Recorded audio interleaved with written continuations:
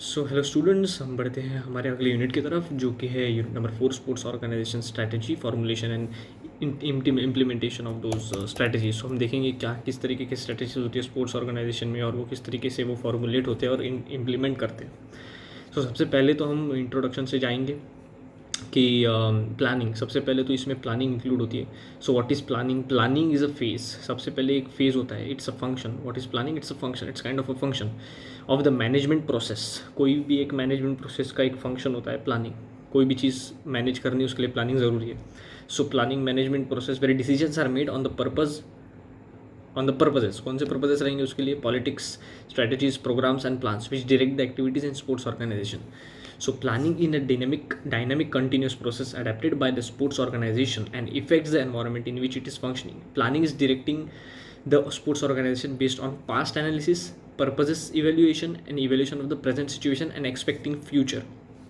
तो expecting future से और ये भी जो भी चीज़ें यहाँ पे लिखी हुई है, evaluation of the present situation, इन सबको लेकर एक तरीके से प्लानिंग को हम डिफाइन कर सकते हैं. So this is what planning is called. So next, what is it? Through the plan decisions of purposes, politics, strategies, programs and plan the interactivity of the sports organization is covered. तो ये सब चीज़ें जब हम account में लेते हैं, into consideration लेते हैं, तो उसमें हम प्लानिंग एज ए कंसिडर कर सकें. This is what is planning. We can consider it as this is planning, right.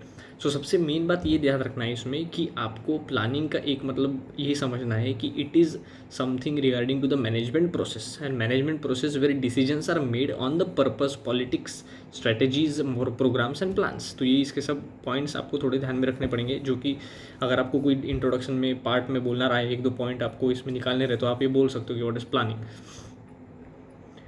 And regarding planning, this is one of the most important process in management of sports organizations. कोई भी sports organization अगर manage करनी हो तो उसमें planning ये one of the most important function है कोई भी sports organization का. It is the ground for every mechanism of management and acting where politics, sports, vision, mission, purposes, strategy and tactics are applied to bind together in order to obtain planning positions for sports organizations. सो कोई भी sports organisations हो या उसमें कोई भी position अगर ये चीज़ें आपको बाइंड करके रखनी हो तो एक प्लानिंग इंपॉर्टेंट है. So planning is one of the very important functions of management of sports organisation. So just remember this part, this is very important. The main elements in the developing of planning system of for the organization's growth are the purposes, strategies and the plans. So जो भी planning system होती है एक, right, तो उसमें क्या क्या एक इंपॉर्टेंट चीज़ें, पर्पस, वो प्लानिंग का पर्पस, उसके स्ट्रैटेजी और उसके plans. So these are the important factors, important आप क्राइटेरियाज बोल सकते हो कोई भी एक प्लानिंग सिस्टम की, कोई भी स्पोर्ट्स ऑर्गेनाइजेशन की.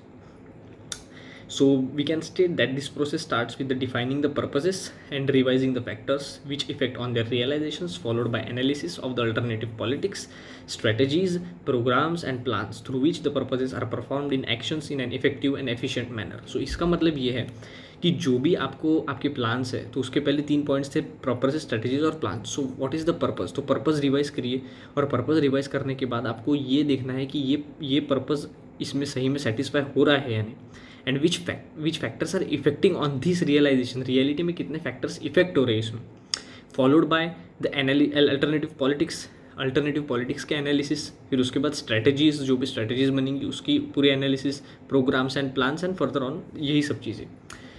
So this is the most important elements of planning. So we have discussed this in a very short and brief part because this is not very something which is very difficult. So ये आप पढ़ सकते हो. और जैसे कि मैंने last video में कहा था कि मैं बुक्स भेजूंगा व्हाट्सएप पे. So you just go on through those books and later on will start another unit.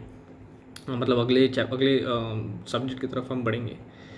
So yeah this was something regarding to the introduction of sports strategy, sports organisation strategy, क्योंकि उसमें मुझे planning के बारे में आपको थोड़ा idea देनी थी कि what is planning. So planning is phase of the management process where decisions are made on the purpose, politics, strategies, programmes and plans.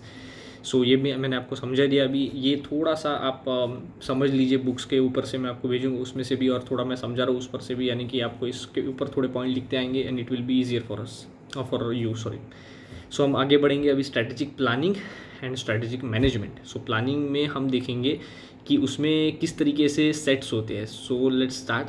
The amount of decisions and activities which are coming from these decisions and serve to formulate and perform the activities are that led to the right relation in sports and sports organisations and its environment through obtaining the organisations purposes are the strategic management in sports. अब ये काफ़ी बड़ी definition करती है. इसमें आपको मैं simply बताऊँगा कि जो भी नंबर ऑफ डिसीजंस, कोई भी नंबर ऑफ डिसीजंस या एक्टिविटीज़ जो होती है, जो भी which comes to the decisions, तो जो भी ये डिसीजंस होते हैं एक्टिविटीज़ के, ये जो भी कंक्लूजन्स पे जो भी आते हैं, जो भी इसमें फॉर्मुलेशन होता है और जो भी इसमें एक्टिविटीज़ होने के बाद जिसका result lead to the relation in sports, तो इन सब के डिसीजंस से जो भी रिजल्ट जो भी लीडिंग टू स्पोर्ट्स होगा, so simply that thing should go through obtaining the purpose of the sports organisation. ये सब चीज़ों का डिसीजन जो है वो स्पोर्ट्स ऑर्गेनाइजेशन के पर्पस को सेटिस्फाई करते होना चाहिए. उसे हम कहेंगे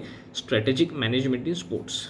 ठीक है. So this is very simple. Now I have done it very simple कि जो भी डिसीजंस होंगे, चाहे एक्टिविटीज़ के हो, कोई भी स्पोर्ट्स के हो, so those decisions which are made which led to the relation with right relation with sports, which led to the right relation in sports, and those decisions should satisfy what? Should satisfy the strategic जो भी है, मतलब lead to the right relation in sports.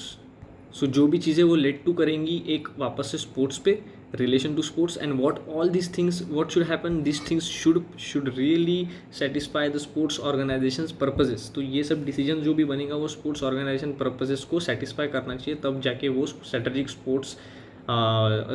Sports management कहा जाएगा. Sports में strategic management in sports, तो उसमें वो कहा जाएगा. सो ये हो गया. फिर it's the general purpose to improve the compatibility of sports organization using the chances provided by the environment and by internal potential as it avoid danger from external environment, as it removes internal weaknesses and disadvantages. So yeah, so the literature sets, तो उसमें कुछ literature sets है जो मैं आपको अभी बताऊंगा regarding the application of strategic planning. So the creation of progressive thinking in order to create effective strategies, ये पहला है. सेकंड रहेगा effective organisational response to emerging situations. So जो भी मतलब इफेक्टिव ऑर्गेनाइजेशंस का जो रिस्पॉन्स है वो जो भी इमर्जिंग सिचुएशंस पे उसको होना चाहिए उसका response, right. Development of strategic thinking, initiative, innovation, creativity and flexibility, improve decision making, benefit the people involve and enhanced organisational and social effectiveness. ये काफ़ी ईजी है. Superior performance, increase organisation effectiveness and efficiency. Superior performance मतलब अगर आपका performance obviously एक अलग level पे रहा तो वो ऑर्गेनाइजेशन का इफेक्टिवनेस और इफिशिएंसी बढ़ाएगा. That is very simple. दोनों डायरेक्टली रिलेशनल में. Formulation of integration, communication and participation, involvement, continuous improvement, cultural change and excellence. So this is another one of the very important part, formulation of these integrated parts. So this is leads to the efficiency of the organization, improve the efficiency and effectiveness of the sports organizations, right? Okay. And if you see about some unplanned strategies, like कुछ plan strategies होती है, तो एक ऐसी unplanned strategies होती है जो sometimes it can be emergent strategies, can be called as emergent strategies. But to be very honest, an unplanned strategy that arises in response to unexpected opportunities and challenges. तो कोई भी जो unplanned strategy होती है वो maybe it can lead to unexpected opportunities and challenges. So opportunities भी हो सकती है या फिर चैलेंजेस भी हो सकती है. जैसे कि इसमें एक एग्जांपल दिया है, sometimes they also say that sometimes emergent strategies could result in disaster. For example, in mid-1980s, FedEx deviated from its intended strategies focus on package delivery to capitalize on emerging technology.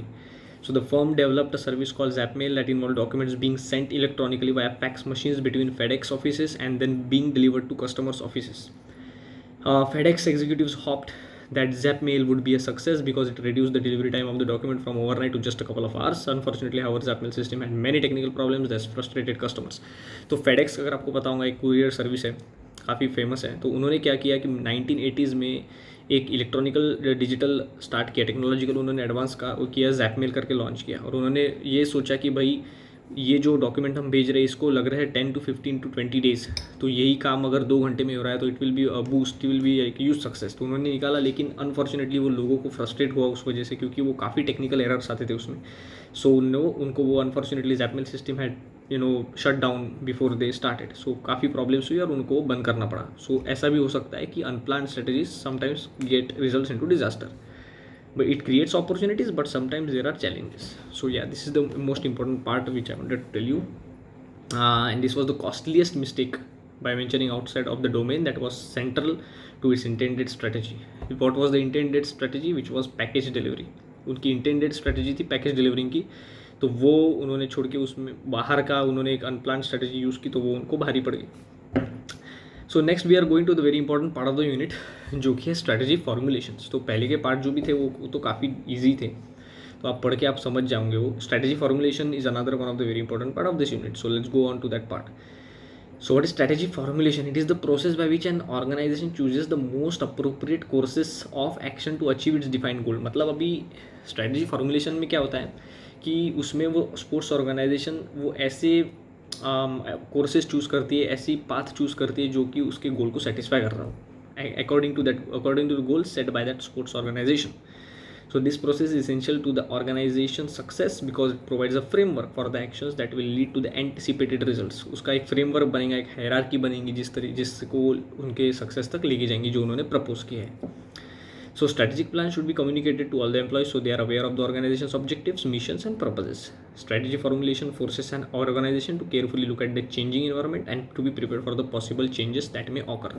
तो obviously जो भी objectives है, goals है, वो आपको पूरे employ को sports organisation के पता होना चाहिए, right. And next point is this strategy formulation process helps the sports organisation to be updated रहने के लिए उनको काम में आती है, और according to the situation they have to change. So this helps because strategy formulation में आपको काफ़ी चीज़ें मालूम पड़ती हैं. So let's go forward. सो सबसे बड़ी इंपॉर्टेंट प्लान स्ट्रेटेजिक प्लान में क्या करता है strategic plan? It enables the organisations to evaluate its resources, allocate budgets and determine the most effective plan to maximize their return of investment, that is ROI. तो उनका return of investment कैसे बढ़ेगा, budget allocate कैसे करेंगे, उनके possible उनके resources को evaluate कैसे करेंगे, तो ये सब स्ट्रेटेजिक प्लान अपने को बताता है. So it is very important to have a strategic plan for any organisation sports. So let's go on.